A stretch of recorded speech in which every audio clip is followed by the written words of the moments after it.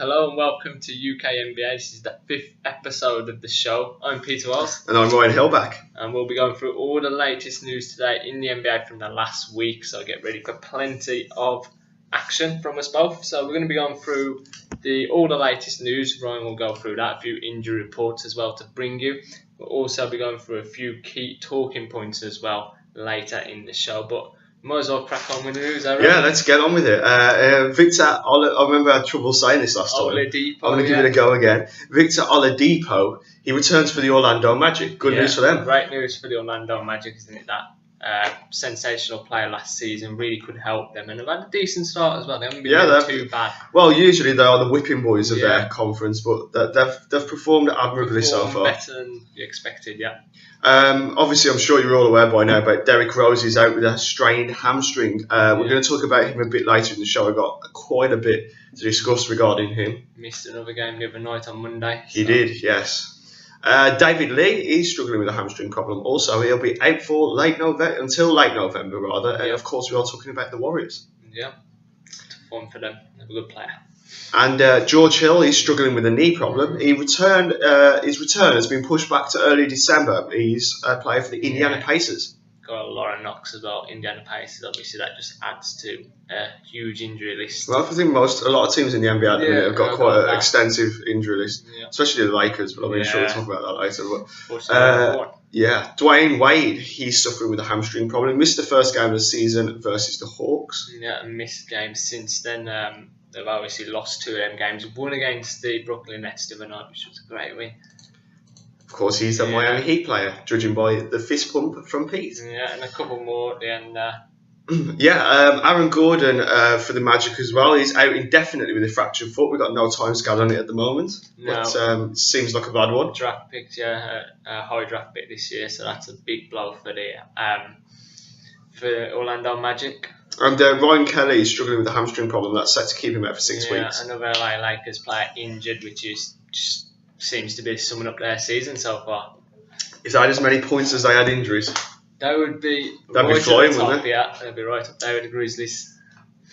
So a bit more news here, and that's Rudy Gay of the Sacramento Kings. Really having a good season this year, really at his level. He's signed a 3-year extension with the Kings, $40 million. And you are hearing that figure right. Yep, so $40 million over the next 3 years. So not quite a max contract, but a very good, lucrative contract. Well, I would have been moaning about that. I wouldn't be moaning at all either. Wish somebody would pay us $40 million to do this. Yeah, exactly. Be alright, wouldn't it? I would be very happy with that. A little bit of news here. Dirk Nowitzki, a couple of players got landmarks. Dirk Nowitzki moved to 9th all time in the scoring list, moving above Hakeem Olajuwon, legendary Houston Rockets centre. He moved up then to 9th for a great career. He has 26,947 points, and he's added to that now. He's an absolutely brilliant player, epitomises basketball. Yeah, one of the greatest international players of all time. Coincidentally, Olajuwon is obviously classed as the greatest international player of all time. One of the few outstanding German players of basketball, because they're not renowned for their basketball abilities, the Germans, but he's certainly one of those fantastic players. For the Los Angeles Clippers forward Blake Griffin said he is confident after being charged with 1 count of misdemeanor battery related to an incident in a Las Vegas nightclub last month. He said, "I'm really not allowed to speak on that."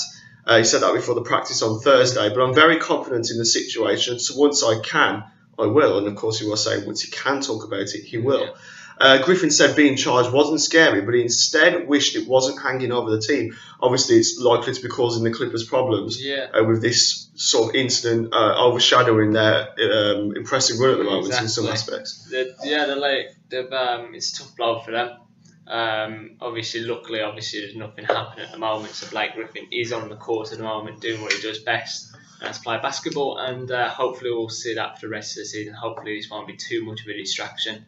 But they'll be keen to sort of get it over and done with. Whatever happens, just let it happen kind of thing now. It's dragging on for quite a while now. Yeah, it's a team that's been hit by distractions over the last few years. Last year with Donald Sterling and the racist comments. So they don't want anything adding on to what is a franchise that's still trying to find its feet at championship level. Haven't quite done that. And we hope to see them do that in this year, potentially.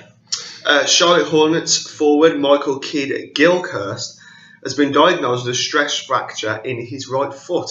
Kidd-Gilchrist, who underwent a magnetic resonance, I'll get it right this time, resonance imaging MRI scan yesterday, will miss the remaining 2 games on the team's road trip. He'll be re-evaluated. I'm not doing very well today, am I? No. Re-evaluated in Charlotte, and a recovery timeline will be determined at that specific stage. Yep, so we're waiting on a timeline that. We'll get that to you next week's show, obviously, I'm sure. We'll know more about that next week. So hopefully it won't be too long out, because obviously a very good player, and obviously took a heavy defeat the other day as well. So it'll be a couple of months, I would imagine, before that has cleared up, because I can't remember the name of the player, but there's somebody out with a stress fracture at the moment with his foot that we covered a couple of weeks ago, and it was something about a 2 or 3 month timeline for that one. The name evades me, but I'm sure I'll remember it later. Yeah, we will. On that, there's so many injuries unfortunately this season. Someone to look out for the future, potentially a number 1 draft pick next year, and that's Emmanuel Mudiay. He's currently playing in China, being looked at by quite a few NBA teams as a potential high draft pick. So watch out for him next season. You heard it here first, basically. Yeah, I've seen a few clips on YouTube. He's very impressive player. Looking good, yeah, and has a lot of good attributes. Point guard, good size for a point guard. And looks to have the right mental attitude as well. I've been going out to China just to play basketball. Yeah, well, that's really positive. Rather than just starting at the NBA, get out there and learn your trade, apply your trade first before you start the bigger time. Very impressive. So very good to see. The New York Knicks are discussing trading J.R. Smith, according to a new report. J.R. Smith's days as a member of the New York Knights might be numbered. ESPN's Ian Beagley is reporting the Knicks are considering moving the polarising shooting guard. Regarding the idea of moving J.R. Smith, the Knicks have commented on it in recent days. Do you think it's possible? Well, it's one of those trades I'm sure has been talked about quite a lot with J.R. Smith. He's a sensational player on his day, can be a distraction at exactly the same time. So he's been one that's been rumoured to be traded many times in the past. This isn't the first time. It won't be the last. No, we've heard this quite a lot. But I think that... For me, I think they should keep him because he's a very, very talented basketballer. But like you've said before, he is a bit of trouble.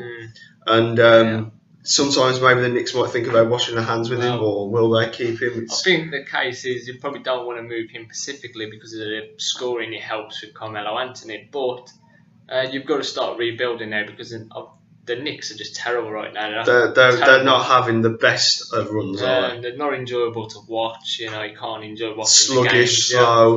slow. And it's quite surprising, really, because in recent years they have been a very decent outfit. 2 years ago, they was the one team that was people were considering being able to beat the Miami Heat. You couldn't see that now. But now they've gone chance very quickly to being barely a playoff team. Yeah. And at the moment, there's not going to be any playoffs in New York again. I wouldn't imagine. No. Another landmark, Tim Duncan, one of the great power forwards ever to play the game. He reached 25,000 career points last week when the Lakers beat the Spurs beat the LA Lakers 95 at the Staples Center on the Lakers' home turf. So that was a sensational career that Duncan's had and continues to carry on, putting more points up. And that's just an amazing landmark to reach for such a sensational player who has plenty of rings to also back up the stats.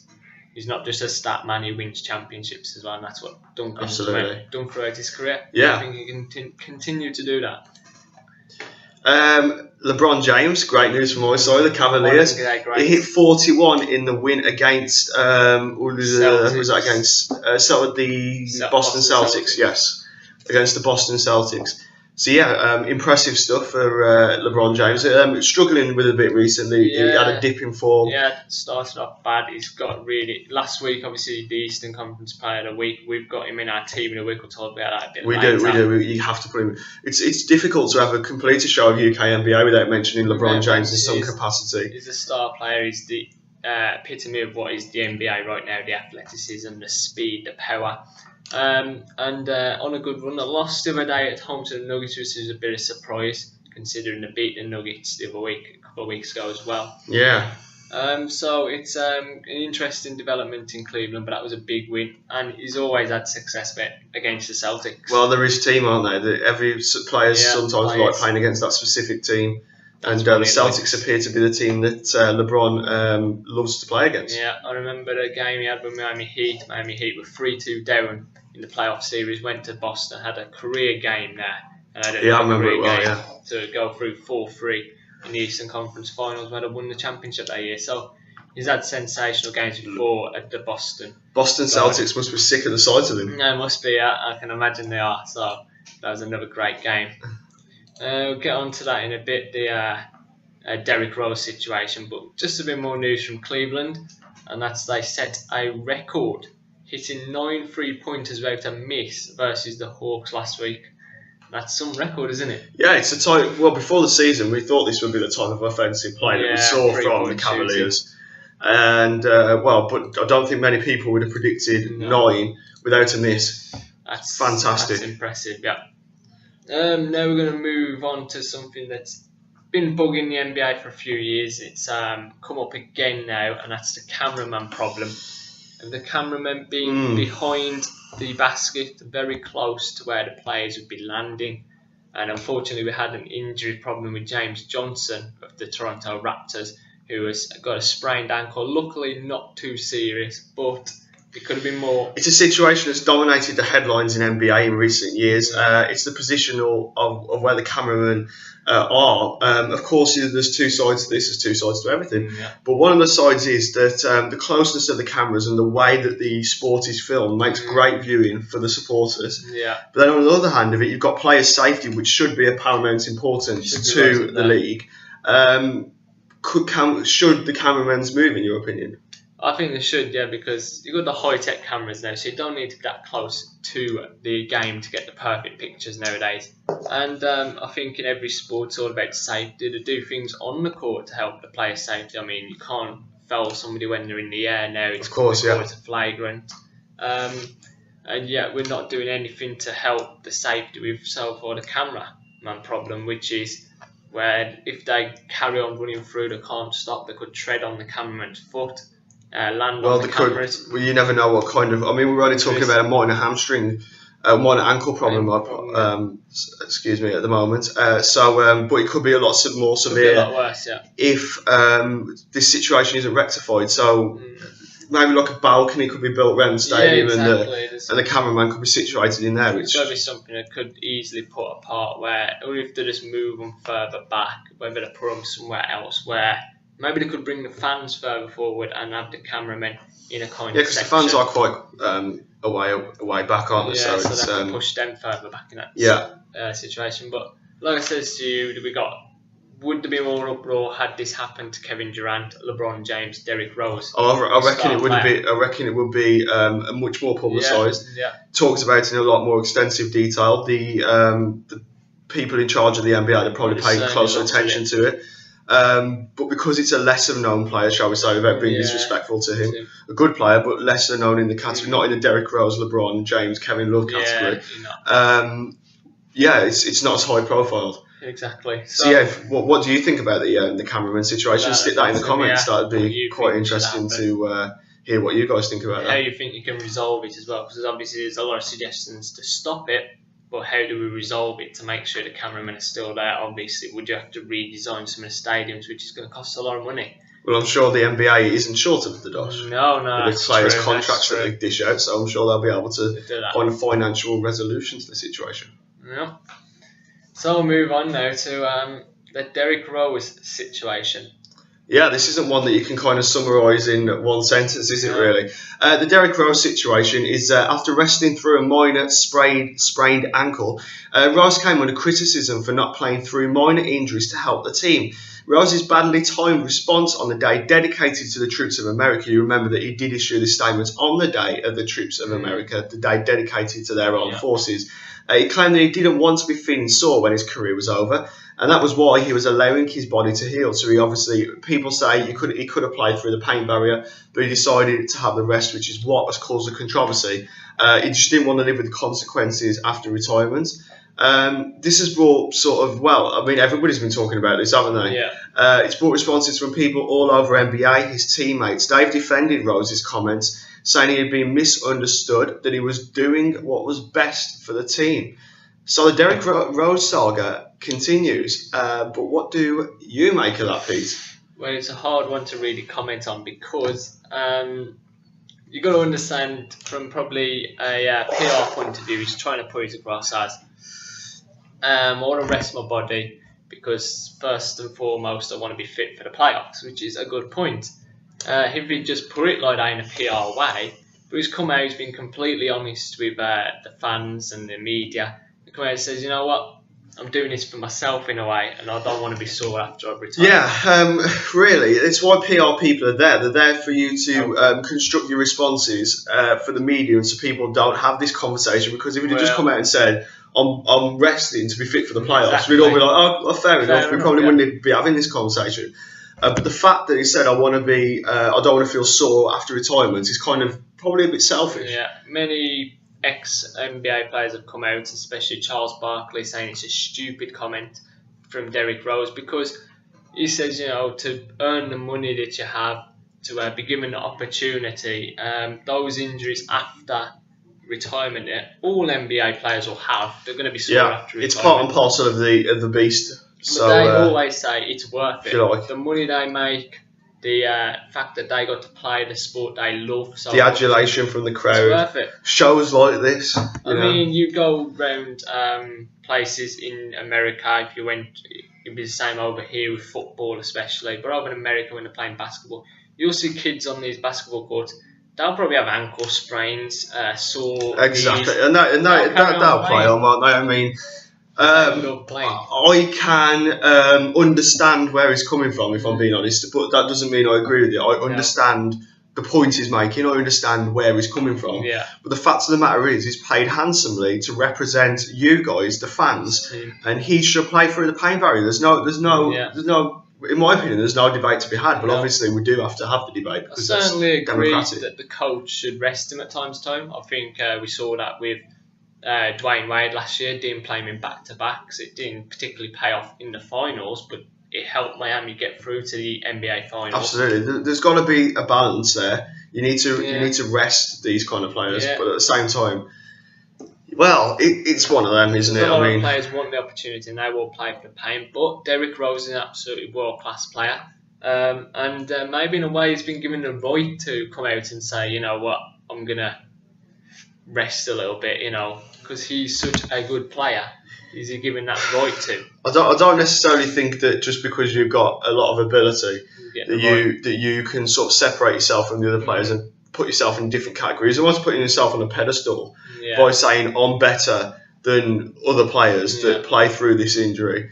So therefore I need more recovery time. But the thing I always think about is, what would Michael Jordan make of this? Would Michael Jordan have been on that court? There'd have been a lot of players like that, as they would have fought through it, and especially old school players. Maybe this is the new school, you know, you got to rest yourself up, think about yourself after retirement. But it's how sport in general's evolved, really. The players are starting to be, dare I say, more selfish than before. Selfish, maybe a bit softer than they used to be. When they used to come through, a lot of injuries used to come through. Stuff like that wouldn't rest, you know. But that's the case. He's come out. Maybe he could have just said, "I'm doing it for the team." He's unfortunately, obviously, what he said has come out. I was going to say it probably hasn't done his image any good. But obviously, we're in agreement that it's the wrong thing for Derrick Rose to do. But you might absolutely agree with Derrick Rose. So stick that in the comments. Tell us on Twitter. Tell us that we're wrong. What do you think about that? Yeah, because it's a good debate. And you just got to, what would you, it's almost a case of what would you do in that situation. And that's what Derrick Rose chose to do. It is. We're going to have a quick look at the standings now, and we're going to look back at last week's games. We'll just get the conference tables up, the Western and the Eastern Conference, and see how these teams are performing. Yeah, there's not much change particularly. We're not going to go through them all, we're just going to look at a few key standings here. Then you look at obviously the East, top of there is the Toronto Raptors at 8-2. Closely followed by the Washington Wizards 7-2. So they're really they're right behind the Raptors, aren't Then you got your 2 expected teams: Chicago Bulls 8-3, and then the Cleveland Cavaliers. Not a great record, but 5-4 still gets them in 4th position. The surprise so far of the year, and no surprise last night that they won again. I think that was against the New York Knicks. Yeah. Yeah, it was. Yeah. No surprise, they're 6-5 now. Yeah, it's level with Miami Heat. What a sensational start! You know, and the books who was on about them beginning of the season, they'd be the team right at the bottom. Yeah. What, how wrong were we? Now looking at them at the moment, it could just be a good start, but they're in 5th place. I still expect them to fizzle out there. I'll say it does happen. Teams run out the traps quick, getting themselves into a good position. It's about sustaining that now. Yeah, and you're still feeling teams like Atlanta Hawks, Brooklyn Nets, who are behind them at the moment, will start. The seasoned veterans and seasoned campaigners, aren't they? They know what they're doing. Yeah. Hornets surprisingly struggling a bit, 4-7, but they've had a tough road trip and performed quite well last week in a few of those games. Also, in Indiana Pacers obviously struggling with the injuries that they have, and no win yet for the Philadelphia 76ers. Yeah, we keep talking about the Philadelphia 76ers, don't we? They are being whipped at the moment, dare I say it.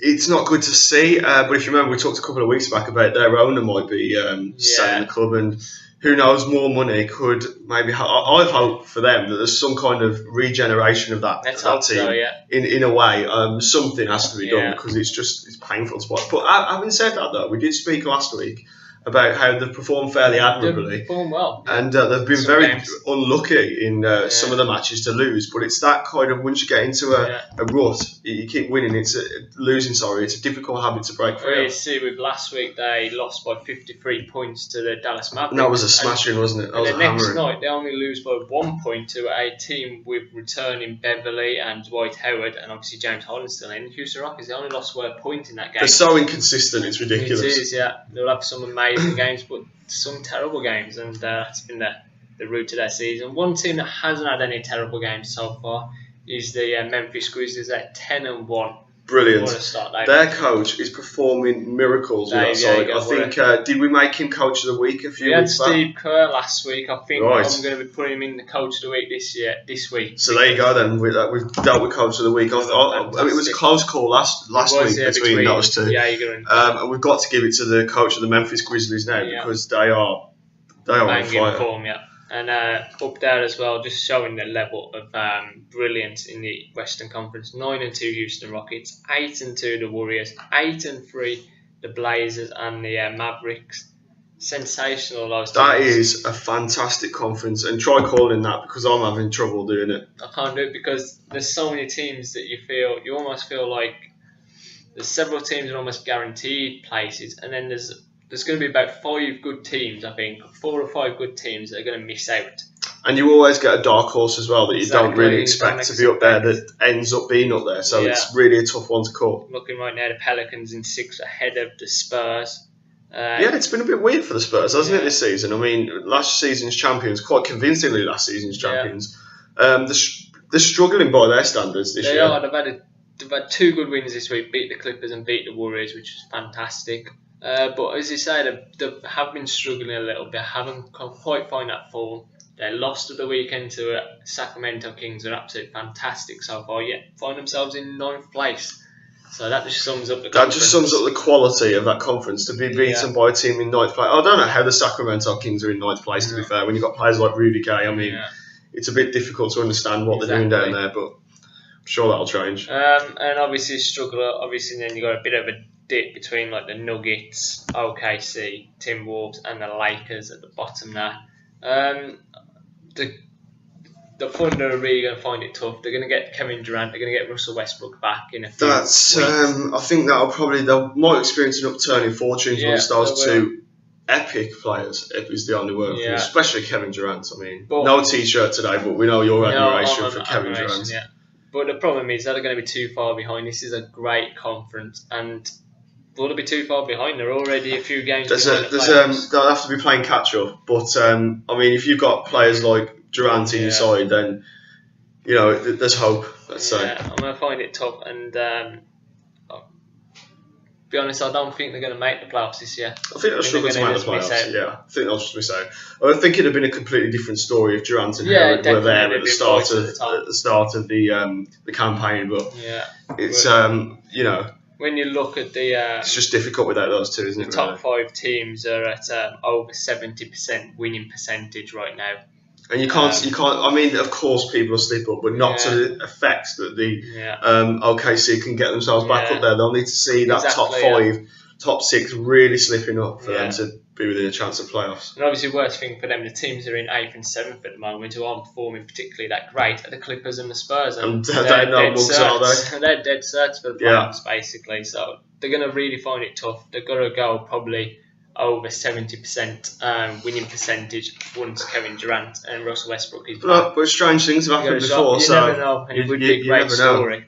It would be a fantastic story. Yep, so that's it for on this week of going through last week's standings. So we're going to move on now. Yeah, this is a bit of a strange one, really, because I think, again, this is one that you could argue both ways, and that's what we like to do on UK NBA. We like to engage in discussion.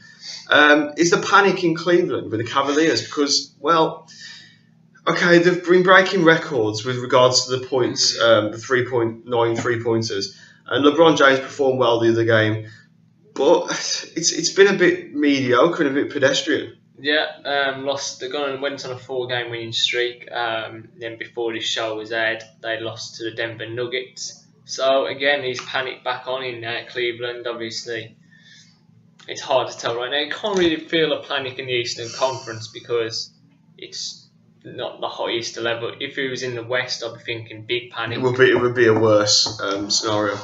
But I think by their standards, and I mean we're talking about players that are the creme de la creme in this sport. You know, there's such a big franchise, and it's difficult to sort of put your finger on it. What's been going on? Because they've had some great performances, some performances where you've sort of sat up and thought, "Blimey, this is a team," and then they've had some other performances that have been well, this isn't the Cavaliers. It's not what we expect from them. I think there is a degree of panic.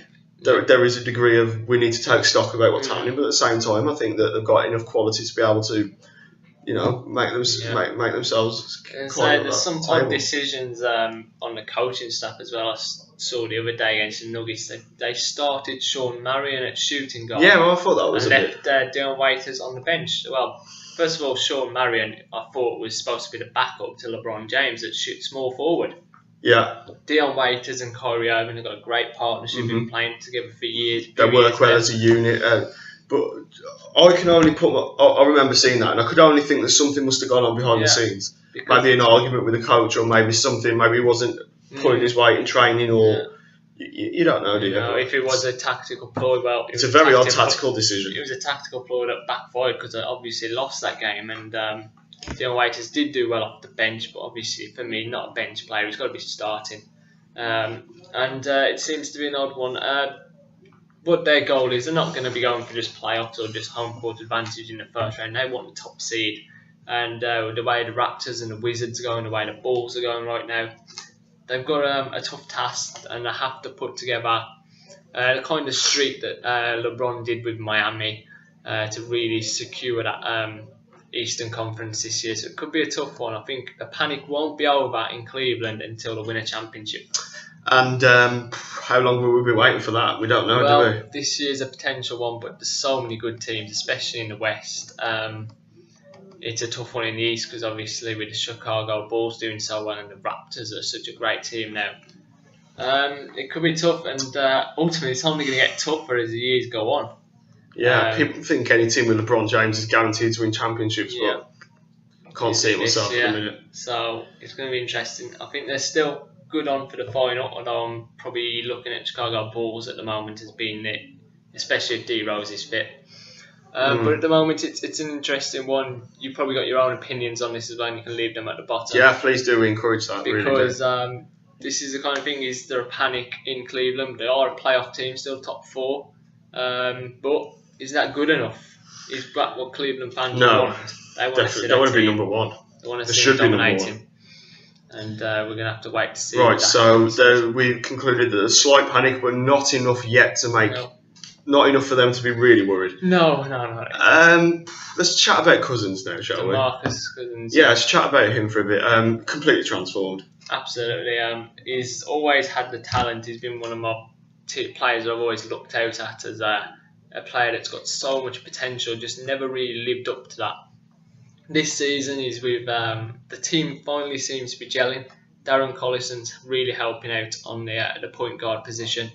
Rudy Gay's obviously signed that extension, which shows the amount of good things that's going on in Sacramento. It shows the resources that they've got as well to pay somebody $40 million over 3 years. So I wouldn't be too worried if I was a fan of the Kings. So I think they're very good at the moment, in a great position. They've been building for this, and I think Cousins is made for these moments. And he saw that against Tim Duncan on Saturday when he went off for another big game, and was fantastic. And he's really leading that team to potentially a playoff position. And let's hope they can do that, because I'd love to see what DeMarcus Cousins, what Rudy Gay can do in the playoffs. It would be very interesting. It would be, and they've got a chance. They've got a good chance because, as I say, it's a tough conference. It's a very tough conference, but they're performing well. It's just whether they can keep fit and keep on this same playing field that the rest of the teams are on, because it's only going to get harder from now on in. That's what you want to see, though. Competition in that league, in that standing, is rife. And it is right up there, yeah. Let's just, let's see what happens, really. Yep, so it is quite a transformation for DeMarcus Cousins, and he could be a potential at the moment for not only an all-star place, but I think he could be, there's so many players right now that are in that kind of MVP standing. And if he can get his team into the playoffs, then I think he deserves to be in that shot. Yeah, but he hasn't made it until he's been put into Pete's Team of the Week. Exactly. He was in the Team of the Week last week. He was in the Team of the Week. Oh, he's made it then. Fantastic. That's it. Week. I'll see if he's in it this week in a bit. Yeah, so we're coming up to that in a bit. But now we're going to move on, because there was a little small debate on ESPN, I believe it was this week, and they did the top 5 backcourt combination in the league. That's the point guard and the shooting guard. So I've gone for mine, and I'm looking at number 5. I've got the Cleveland Cavaliers, Kyrie Irving and Dion Waiters. Absolutely. Who strangely got separated at the starting lineup against Denver. Well, we just had a chat about that. So for me, such a great... Kyrie Irving's one of the best scorers in the league. Probably needs to improve in that kind of point guard role in terms of getting other players involved, but that's why you got LeBron James. Dion Waiters is a flat-out scorer, good defender as well, high-energy player, and I like them two as a very good combination. Yeah, I agree with that, yeah. At number 4, Toronto Raptors, that's Kyle Lowry and DeMar DeRozan. That's a good shout, yeah. And these two are the reason that the Toronto Raptors are leading the Eastern Conference at the moment. And these are in order, I take it from... These are in order at number 4. Okay. So again, I don't get a say on any of this. You should put it in, you got to chip in. You should have sent me your top 5 when I sent you this. Can't be doing that. That's effort. But see, Kyle Lowry is a triple-double machine. He's like a little Rondo for me. I think he's a developing Rondo. Points, assists, rebounds. That's the what whole Rondo package does, is becoming. DeMar DeRozan at the shooting guard position, again, he's a flat-out scorer. He can light up in an instant and put 20 to 30 points on the board a game. Oh yeah, what you got on number 3? Number 3, and that's the less recognised for their brilliance, but San Antonio Spurs, Tony Parker and Manu Ginobili. Never get recognised really as much, but I've heard a lot of players coming out now and saying that Tony Parker should be classed as the best point guard in the league. Okay. And that's the highest kind of praise you can get, especially from your own teammates. Yeah, exactly. From other players as well in that position, they're admitting you're the best player in the league. Ginobili obviously comes off the bench, so they don't start together, but they always finish together. They play majority of the game on the court together. Just a great combination. Tony Parker can really light it up. Ginobili is such an unorthodox type of player. Fantastic to watch, and the ball movement they both have is just brilliant. Exactly what you need from your shooting guard and your point guard, respectively. And who's the runner-up? Runner-up is from the Phoenix Suns. I really rate these two, Eric Bledsoe and Goran Dragic. Should be number 1 for me, I'm afraid. Bledsoe coming from the LA Clippers and has been absolutely sensational. Again, they're the reason that the Phoenix Suns are fighting for that playoff spot. And Bledsoe, fantastic player, plenty of points, plenty of assists, can rebound as well really well. Goran Dragic, a clutch player, plenty of points on the board, gets you assists as well. And they're both brilliant at stealing, exactly what you want to force turnovers from that 1 and 2 position. And number 1, it has got to be good for them not to reach number 1. Well, they are good, and they are the 2 best in the league. No, hang on. They play for Miami Heat, no, do No, oh, right, okay. Miami Heat. No, it's the Splash Brothers, Steph Curry and Klay Thompson for the Golden State Warriors. You want 3-point shooting? They're your 2 guys. There we go. Yeah. They're leading. The Cavaliers, my team, we don't need 3-point shooters. Got plenty though with LeBron, Kevin Love, Mike Miller, etc. But like I say, absolutely just 2 sensational players. They're leading their team because you're having injuries with the likes of David Lee and Andrew Bogut. Them 2 are leading their team. The last few years they've been leading the Warriors to the playoffs. And I think it's not too far before they can lead their team to the finals. So, do you agree or disagree with the Magic Man, Paul Wells? No. The wrong name there, yeah. No, right, okay. Peter Wells, rather. Yeah. Can I call you Paul from now on? You can call. Nah. Don't quite like stick it in the comment section anyway. Yeah. Take you through the key matchups. Key matchups time on Monday. Well, this is because obviously we're a bit behind. Yes, we are. We're a bit behind. So some of these games have already happened. Yeah. The Mavericks at the Hornets. That was in the end a blowout for the Mavericks. They won that pretty easily. The Heat got a win against the Nets. Yeah, and the Rockets at the Grizzlies. Yeah, that was an interesting game the other night. Obviously, Grizzlies come out with quite a convincing win, so that was a big win for Memphis to keep them at 10-1.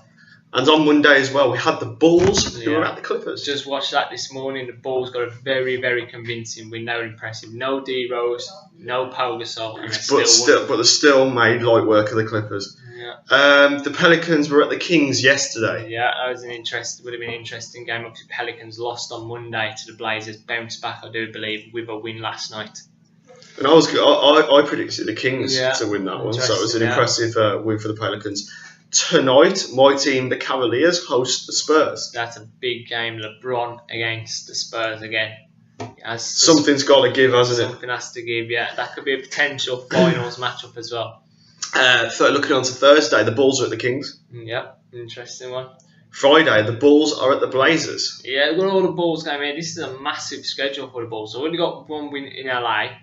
They're in Sacramento and then they're in Portland. This is a big road trip for the Bulls, and so they're clocking up the miles here. And looking at a couple of games on Saturday, the Cavaliers entertain the Raptors. Interesting game. The top team at the moment, the Raptors, are leading the way in the East. So they want to make a big point in. It's going to be. I'm going to go for Cavaliers win, but I think it'll be very, very close. Very close, yeah. I will go for Cavaliers win, but I reckon there'll probably be 5 or 6 points in it. Yeah, maximum. It will be very close. It'll be an interesting game, and it could come down to a LeBron needing to take over in the final quarter. The Mavericks are at the Rockets on Saturday as well. Yeah, interesting game again. Mavericks on great form, Rockets on great form. It's the Battle of Dallas. And on Sunday, the Clippers travel to the Grizzlies. Yeah, another good game, another fantastic Western Conference matchup, and that just epitomises the 2 kind of philosophies of the Clippers with all their offense and the Grizzlies' sturdy defense. And that excellent record that they've got going. And can they keep that up this week? We're expecting they probably can. So we've got 3 games to predict as well here. Yeah. If we find them. I'm sure we will. We'll get there eventually. So our 3 games to predict this week. Right. We have gone for the Spurs at the Cavaliers, and I'm going for the Cavaliers. The Spurs lost on Saturday. I don't like to usually go with they're going to bounce back and go for a win. It doesn't always work like that. But obviously Cavaliers lost as well the other day, so it's going to be a very interesting matchup. But I think it'll be a very caged game. I don't think either team are going to go for it. I think they'll be looking to preserve, possibly making sure that they don't lose to a scoreline that's. Yeah, they'll keep a bit back. It'll be tight. But I'm still going for the Cavaliers. I think it'll be below 100. I think that might just suit the San Antonio Spurs to take a very close win in Cleveland. Sorry, right? Cheers, mate. You can get the bus back. The Bulls are playing the Blazers on Friday, and it's got to be the Bulls for me. Yeah, well, this will be the last game of that of the week, at least on the road trip, and they've just played the night before in Sacramento, which will be a very tough game. I'm actually saying the Kings might win that game, so I'd expect Bulls and then to bounce back. But I think the Blazers are such a fantastic scoring team. I think if they can start lighting it up, I'm going to go against you again here. Are you just going against me? Is that what this has become now? Trailblazers on that game. Right. See if we can get an agreement for the last one. I wouldn't put your hopes on it. The Dallas Mavericks at the Rockets. This is difficult. This is tough, but it's got to be the Mavericks for me. 3-0. Are you going against me again?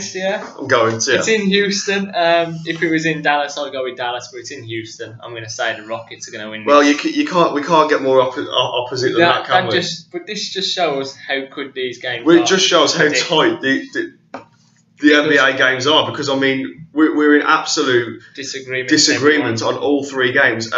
Do you agree with me? Do you agree with Pete? Stick that in the comments section. It could be all over the place. It could be 1-1-1, you know. Yeah, put that in the comments section. And before we do deliver our team of the week, we've got this week's Did You Know? Did you know? And right, okay, I stumbled across this yesterday, right? Why do you think there's a backboard on the hoop? Why do you think they've got a backboard there?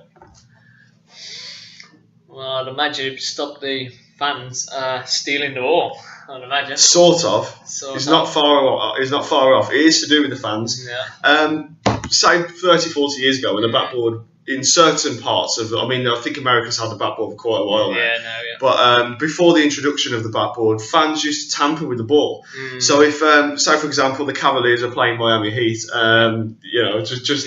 randomly, example, and the ball went into the Miami Heat section. They used to stab the ball with pens. They used to tamper with the ball. Yeah. The backboard's there to try and stop the ball going into the crowd. But sometimes you do still see the ball going into the crowd, but less frequently than before the backboard was introduced. The backboard rather. It's pretty just one of those facts, isn't it? Yeah. And did you know we'll return next week? We'll have another one to add to that. Yeah. So now to finish off with the team of the week. And once again, did I have an input in it? Of course I didn't. No, just making excuses here. But I've gone with my team of the week, and the point guards are dead set. Damian Lillard, who was voted the Western Conference Player of the Week. 28 points, 8.6 assists per game. And look at this, 70.3% from 3-point field goal range. That is exactly the person I was chosen in that position, in the point guard position. If I was picking the team of the week, maybe one day I will. That was fantastic. Not so good from 3-point the other day against the Pelicans, but last week it compensates for that. I don't think he's the best 3-point player in the league. No, but he is definitely a very good point gatherer. And that's what you want from your point guard. Exactly what you want. Jimmy Butler at shooting guard, he had a career high 32 points versus the Pacers last week. Also 59.6% field goal percentage. And he's been playing 41 minutes per game. And you've got to imagine, obviously, D Rose has been picking up the injuries. And he's been complaining about how much he needs rest. Yeah, and this bloke's been playing 41 minutes per game. Do you see him complaining with an ankle injury? Jimmy Butler, no. Exactly. He's just carried on. Then the player of the week is LeBron James at the small forward. 35 points a game. I think we need a song for LeBron. Oh, you can think of one. I used to have one when he was at Miami Heat. Go on then. What was the LeBron James song? 7.6 assists per game. He's ignoring the question. And 7 rebounds per game. So basically almost, well, not quite a triple-double a game, but very close to that. That's exactly what we want from LeBron. 58.6 field goal percentage. Can't argue with those stats. At the power forward, you had to put in a Memphis Grizzlies player again here. Well, that record is sensational, isn't it? You can't really do a team of the week these days without putting a Grizzly player in. And I think for me, it's Zebo, Zach Randolph. Yeah. 22 rebounds he got versus the Pistons. Overall, I think he's got 40 rebounds over 3 games, which is 13.3 rebounds per game. And that's some kind of efficiency on the boards. And at the centre, it was a really tough choice again. I wanted to kind of go DeMarcus Cousins, but I went with probably the best centre in the league, in my opinion. That's Dwight Howard. 21 points, 16 rebounds, 7 blocks he got versus the 76ers. Super.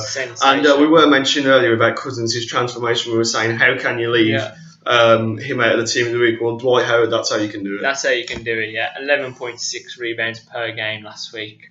But the coach of the week, and I'd love him coaching any team right now, and that's Dave Yeager for the Memphis Grizzlies, obviously. Well, it was no contest. No, unbeaten.